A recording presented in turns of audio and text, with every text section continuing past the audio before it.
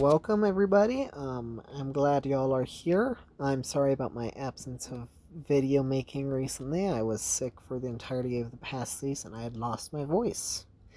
As you can tell, that kind of makes it difficult to make videos, especially if you're trying to teach. So I took a break and now I'm back. Um, to start out, an introduction. Today's video we're going to be going over the inverse trig, which is highly based on my last video on inverse functions. The inverse trig functions are different from the normal trig functions because instead of giving an output which is, to say, like a length, such as the trig functions do, they will give an output that is an angle. But to start out, I want us to work on finding the missing variable. So I'll give you a moment if you want to try these yourself. And now I'll get into it. So the majority of these we can solve using the Pythagorean's theorem, or more specifically this first one. So we are going to start out by knowing that the Pythagorean's theorem is a squared plus b squared is equal to c squared.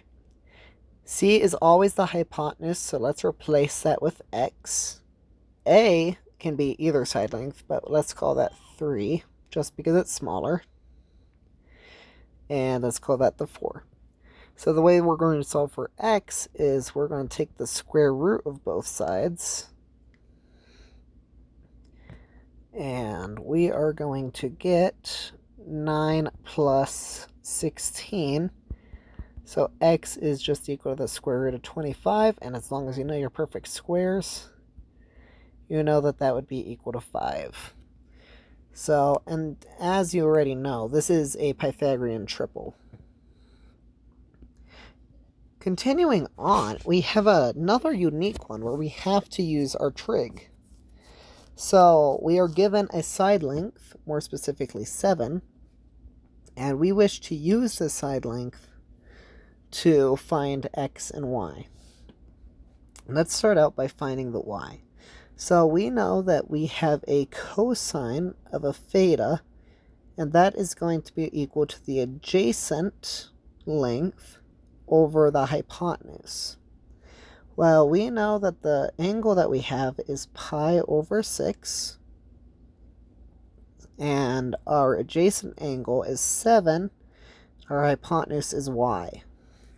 Well, we already know that cosine of pi over 6 is just the square root of 3 over 2 is equal to 7 over y. So now what I'm going to do is I'm going to raise both sides to the -1 power. So we get y over 7 is equal to 2 over the square root of 3. Multiply the 7 over, so multiply both sides by 7. And we get our final answer of 14 over the square root of 3 is equal to y. Now, let's talk about this last one. This last one requires an inverse trig function, as we're looking for an angle, not a length. So we don't actually have the tools to find this x yet. So let's get some tools and maybe come back to that question later. So why is the inverse trig functions important? Well, whenever we're doing calculus, calculus is the study of change. And very often we may want to know the angle such that something's changing. For an example, if I have an airplane, sorry, my drawing skills not the best, and I'm a person standing right over here. Let's say that, just for simplistic sake, I'm sitting at an origin, or 0, 0. Well, if I want to know what angle, theta, I am like looking at the airplane, because that angle is going to be changing. This is really just a right triangle. And we will probably have the height, we may have an adjacent side, and we might have this hypotenuse, I'm going to call that B, but we don't have the theta. And we might want to know how this theta is changing. So the inverse trig functions give us the ability to see how this angle is changing. You may recall from the last video that a function, in order to have an inverse, requires it, sorry, my mouth is kind of dry, to be a one-to-one function, or one y value to one x value. However, an issue with that is the trig functions are periodic and infinitely repeating. All of them are. And they are going to take upon the same y value infinite amount of times. So what we do is we restrict the domain of said trig function to then take its inverse. And if I were to want to take an example, and I'm going to do an example here, this is going to be the only example I do, however I will be talking about the trig, inverse trig. We have a function sine, and this function sine is actually going to be, go from pi over 2, or negative pi over 2, to pi over 2. Now, what value would we... That is not right. There we go. Pi over 2. And then now I need to fix this side. Negative pi over 2. Now, if we wanted one of every y value, we have a really easy way of doing that. We can just chop it off at pi over 2 and negative pi over 2, and we get one of every x value or y value ranging from negative 1 to 1. And now we have a function that is invertible. So now let's take a look at those inverse trig functions and see what they actually look like. Well, to start out, we are going to look at cosine inverse, and we're going to come back to sine inverse in just a moment. You may notice that I've drawn a unit circle here, and that's because I'm going to use this as well to show why we're going to select certain values. So, cosine inverse, just like sine, is periodic and infinitely repeating. So we have to choose certain values for its domain and range so that we can make sure that it's going to be infinitely repeating. So for cosine inverse, we are going to say its domain is going to be from negative 1 to 1, and its range, which is its output values, are going to be from 0 to pi. And you might ask, why did we choose those values? Well, let me show you. So the first thing that we want to look at is how easy is it going to be for us to select values based on, or we really want to know what values of x are going to be easiest for us to get one of every y value. So using the unit circle here, I'm going to sketch out. We have this first quadrant here, and all of these are, this quadrant represents all the possible positive cosine values.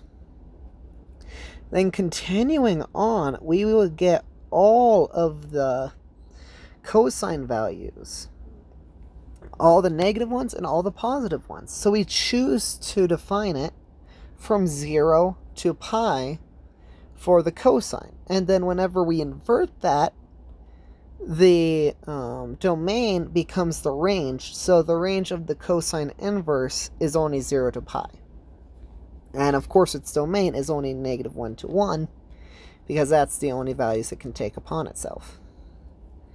Continuing on to the sine, using the same unit circle, we wouldn't want to do sine, just this positive upright quadrant of sine. So from sine from 0 to pi over 2, and then we wouldn't want to go over here like such because we'll get two values of the same sign. And we wouldn't want to come into the bottom left quadrant because then it's far away and harder for us to remember. So what mathematicians did is we defined it to be the domain of the sign to be from negative pi over 2 to pi over 2. And this domain gives us one of every value, y value, one of every range. And then we swap the ranges. And for the sign, we get the domain to once again be from -1 to 1. But its range to be from negative pi over 2 to pi over 2. So that's for sine and cosine.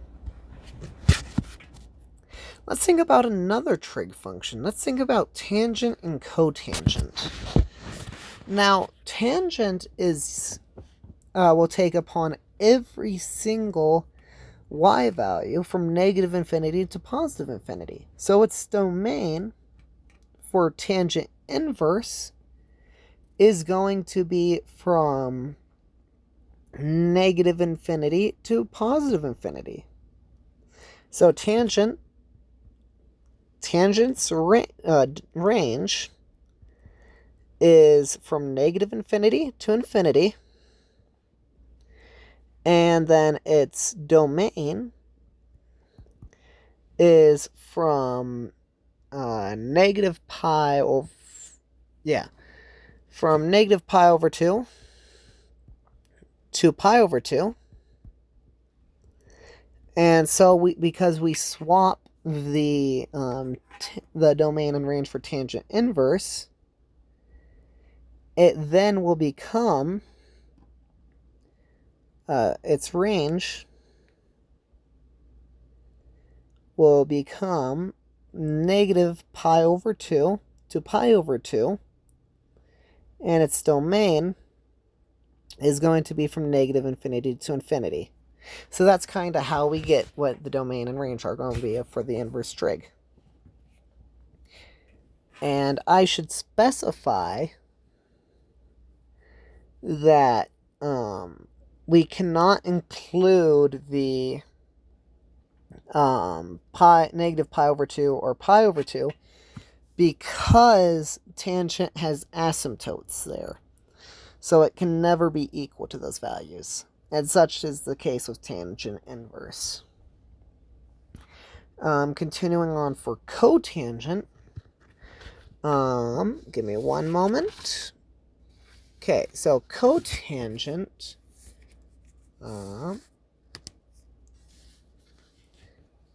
is going to be restricted to have a domain from 0 to pi, and its range is, like tangent, going to be all real numbers. So for cotangent inverse, or arc cotangent, as I want you to get used to that notation, arc really means the same thing as inverse for the trig functions. And the reason why we might want to use that is so tan inverse, or any trig function inverse, is not confused for 1 over tan, which would be cotangent. So that's why we use the arc tangent, or at least why I believe we do. So arc cotangent is going to have a range of all real numbers. So it will take upon all real numbers. Well, no, it won't take upon them, but it will be, what's it called? Its x value will be that at some point. And its domain is going to be 0 to pi. And, alright. And you'll see that I have these graphs of them, and they're supposed to be going on forever. And an interesting thing about all of these trig functions is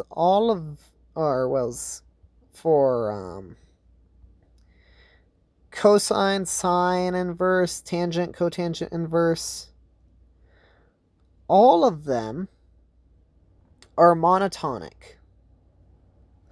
So that really means that they are always going to be increasing or decreasing, depending on the one. Continuing on,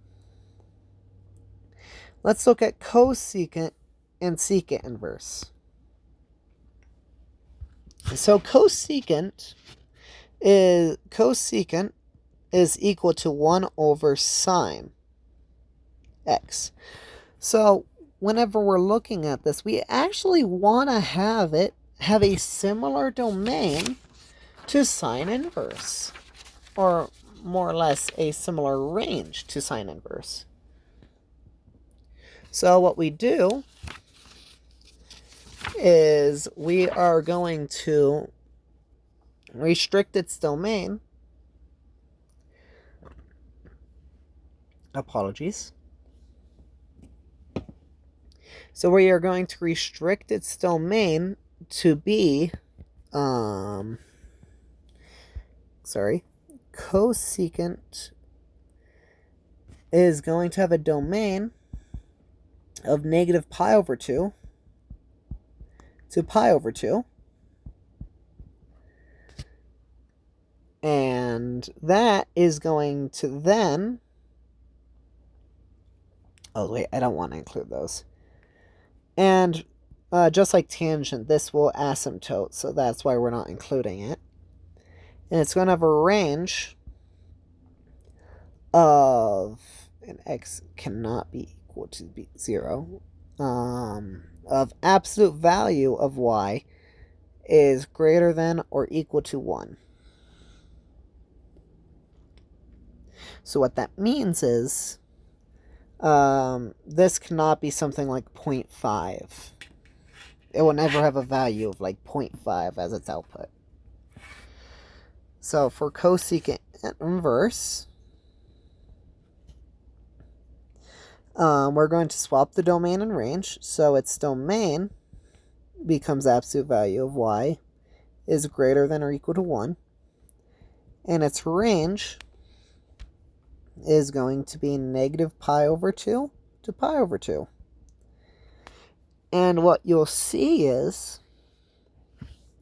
this is the exact same domain as sine, except for x cannot be equal to 0, and it can't be equal to negative pi over 2 or pi over 2. But that helps with remembering the values. The final trig function I really want to go over is secant inverse. So secant is really just equal to 1 over cosine of x. So we want to keep its domain similar to cosine of x. So its domain we're going to choose is going to be 0 to pi, not including, and its range, just like sine, is going to be the absolute value of y greater than or equal to 1. So then secant inverse of 1 over cosine of x, or I don't know why I just secant inverse, my brain just died, I apologize, is going to have a domain of absolute value of y greater than or equal to 1, and its range is going to be 0 to pi. And if you want to take a look, down here is what they look like. Specifically, ignore this whited out area. The issue with graphing these functions is my calculator I was using did not have an actual version, inverse trig function for secant, cosecant, or cotangent, so I have to use calculator identities. However, they have issues where they will still give you the domain in between, so just ignore the blotched out regions. But you'll see that it's constantly decreasing for this one on the left, and it's constantly increasing for secant inverse. I just want to talk for a moment about some ways that you can input these values into a calculator if you don't have a fancy calculator like, let's say, a TI Inspire. So what it's going to look like is you're going to secant inverse of x is really just cosine inverse of 1 over x. Cosecant inverse of x is the same thing as sine inverse of 1 minus x. And tan inverse of x is equal to pi over 2 minus tan inverse of x. And that's just how you can punch those into the calculator. And once again, please note that arc means the same thing as f inverse for the trig functions. For example, arc sine of x is the same thing as sine inverse of x. So I gave us a few problems that I'd like us to work out down here. So to start out, let's look at tan inverse of square root of 3. So we are really just looking for what value of, let's say tan inverse the square root of 3 is equal to x. So let's say we're going to take the tangent of both sides. That's going to be a very strange tangent function, but I don't feel like writing it. So we are now really looking at what value of tangent is going to provide us with square root of 3. So tangent x is equal to square root of 3. Well, my friends, we know tangent is going to be equal to, well, tangent is equal to the square root of 3 at pi over 3, so x is equal to pi over 3. Alright, I'm gonna undo what in the world I just did and circle that. And then delete that. Following. Okay, cosine inverse of -1. Well, let's think of this like a unit circle problem. When is cosine? Well, cosine is going to be restricted to this top half of the circle. Cosine is going to be equal to -1 when x is equal to -1. So that's at pi. So really, this is just equal to pi. Now, if you want to take a moment to try and do arc sine of 1, I'll give you a moment. Well, sine is really just the y value that the unit circle takes on, and that's at pi over 2. So that's going to give us the angle of pi over 2. Now, you might be asking yourself, how are we going to do this last problem? Well, let's just draw a triangle. So sine inverse is really just is going to be the angle that has, well, sine is sine is opposite over hypotenuse. Well, this is a sine inverse, so it's going to be opposite, which is the square root of 3, over the hypotenuse, which is 2. And this is the right triangle that this came from. Now, do we really need anything else for this? Well, cosecant just needs the opposite and the hypotenuse. So we can think of this as cosecant is going to be the hypotenuse over the opposite. So cosecant of sine inverse of square root of 3 over 2 is going to be the hypotenuse over the opposite, so that's going to be 2 over the square root of 3. I kind of want to do one more of these, so I'm going to think of one real quick. Let's erase this here, as I want to make sure that you know how to do it. So we're going to do tangent, we'll call this E, tangent of cosine inverse, or let's call that arc cosine.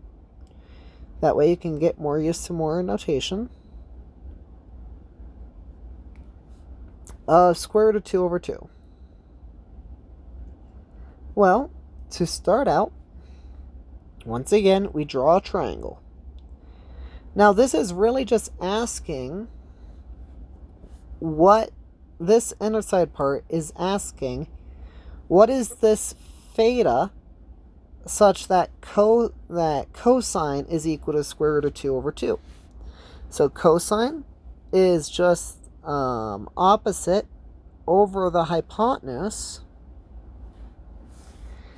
So now we need to figure out, what does tangent need?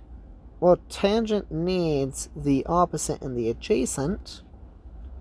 So we need to find this adjacent value. So we can use Pythagorean's theorem. A squared plus b squared is equal to c squared. Well, we're going to say a is just our a, plus what's square root of 2 squared? That's just 2, plus c squared, which is 4. So a squared must be equal to 2. So a must be equal to the square root of 2. So what you'll find is that this tangent, which is going to be the opposite over the adjacent of arc cosine of square root of 2 over 2, is going to be equal to the square root of 2 over 2, or it's equal to 1 over the square root of 2 is equal to 1. Now, let's make it a bit more challenging. And these are what are called calculus-type functions. So, we have a cosine of arc sine inverse of x. And we have a tangent of cosecant inverse of x, of ln of x. Even more challenging. So I'll give you a moment. You can try these yourself. Okay, I'm going to get started. Once again, to start out, this time we're just going to start out with the triangle. So since this is really asking, what is the theta such that its opposite is equal to x, and because there's no, it's not over anything, the hypotenuse is just equal to 1. So what's this theta? That's what the arc sine's asking.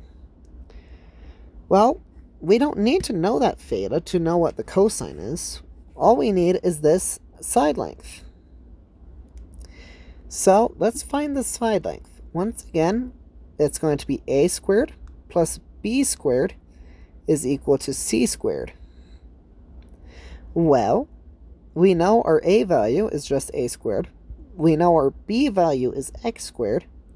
And we know our c value is equal to 1. 1 squared is just 1.